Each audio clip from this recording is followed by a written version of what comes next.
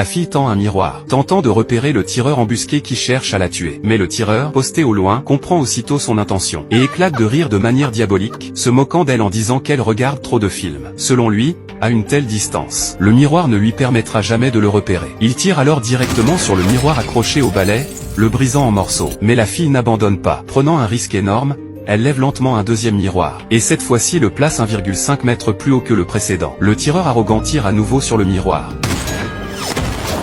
sans se douter qu'il est tombé dans un piège. Grâce aux trajectoires des deux balles, la fille applique ses connaissances en mathématiques, en physique et en chimie, et calcule que le tireur se trouve à environ 1 km. Elle remarque aussi que les balles viennent toujours de la gauche, ce qui signifie que le haut du frigo est un angle mort pour le tireur. Alors, elle conçoit un plan audacieux. Elle grimpe rapidement sur le frigo, tentant de sauter à travers cet angle mort. Mais le tireur, pour localiser sa position, demande au chauffeur de faire avancer la voiture. Le rideau qui bouge attire alors son attention. Grâce à son expérience, le tireur comprend vite les intentions de la fille. 왜?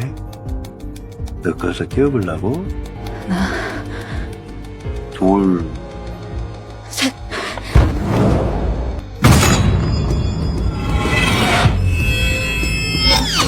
Heureusement, elle n'est pas touchée par les balles, et échappe de justesse à la mort. Elle se cache tremblante derrière le canapé, supportant la douleur de sa chute. Elle tend la main pour attraper le pistolet sous le canapé, mais il est trop loin pour l'atteindre. Alors elle soulève le canapé sans hésitation, bloquant ainsi la vue du tireur. Elle découvre alors une surprise inattendue. Son oncle avait caché un fusil de précision derrière le canapé. Au départ, elle ne pensait qu'à se défendre, mais ce fusil change la donne, lui donnant le courage de riposter. Elle charge rapidement le fusil.